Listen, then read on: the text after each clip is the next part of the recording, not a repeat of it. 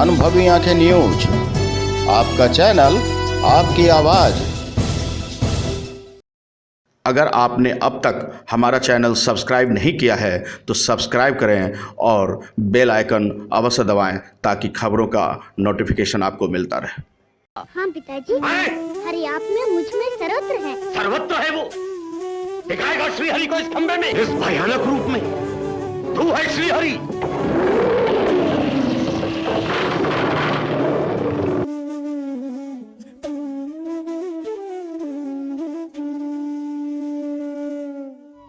होली जहां रंगों का यह पावनमय त्यौहार है, वहीं हिंदुओं के लिए यह बेहद हर्षोल्लास का भी त्यौहार है।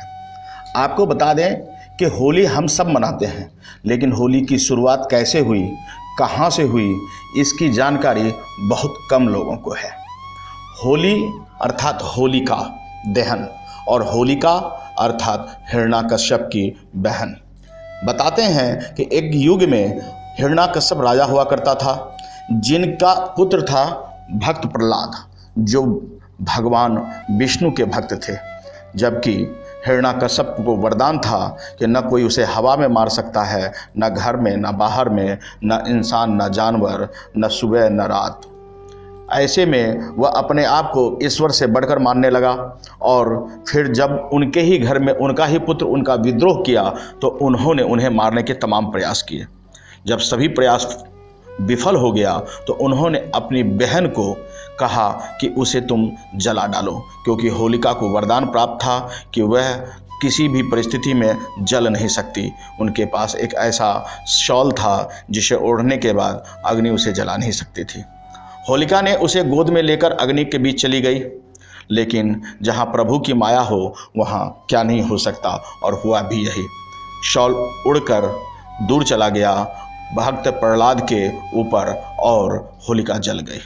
तब से ही होलिका मनाया जाता है, बुराई का अंत होता है। आपको बता दें कि हिरण्याकश्यप ने गुस्से में आकर भक्त प्रहलाद को एक खंभे से बांध दिया और उसे मारने का भी प्रयास किया। लेकिन कहते हैं कि जब प्रभु को आवाज़ दिया तो उसी खंभे को फाड़कर नरसिंह यानी कि जानवर और इंसान का रूप लेकर नरसिंह भगवान ने अवतरित लिया और हिरण्याकश्यप का वध किया।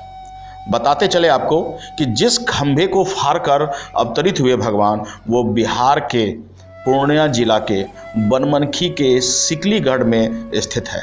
और बताते हैं कि वहाँ हिरण्याकश्यप का राजमहल भी अभी भी जमींदोज है।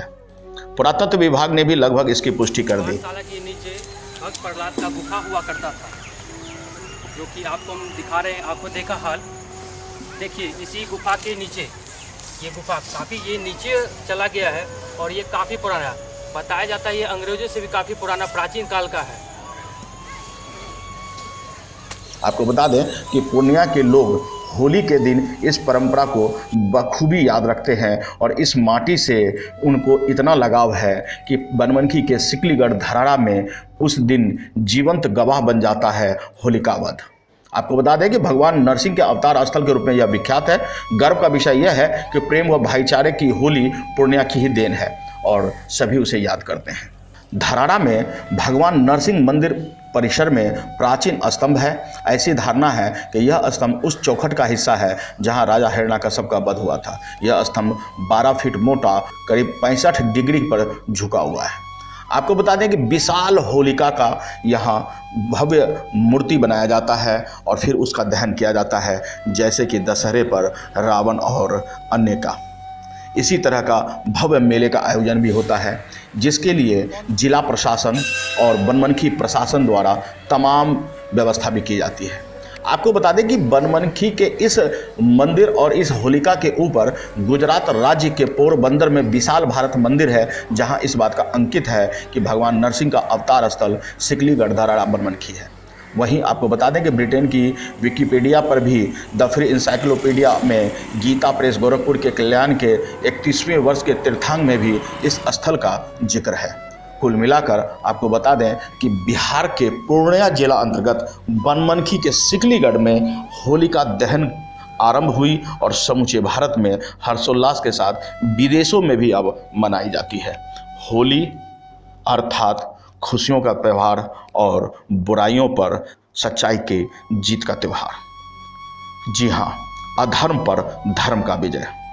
और इसी तरह भगवान विष्णु की आराधना भी की जाती है, होलिका दहन भी जाती है। तो इस होली पर आप भी जान लीजिए, और अगर अवसर मिले तो एक बार जरूर आप बिहार के पूर्णिया जिला के बनमनखी जरूर आएँ और इस आस्था के मंदिर में जरूर मत्था टेकें।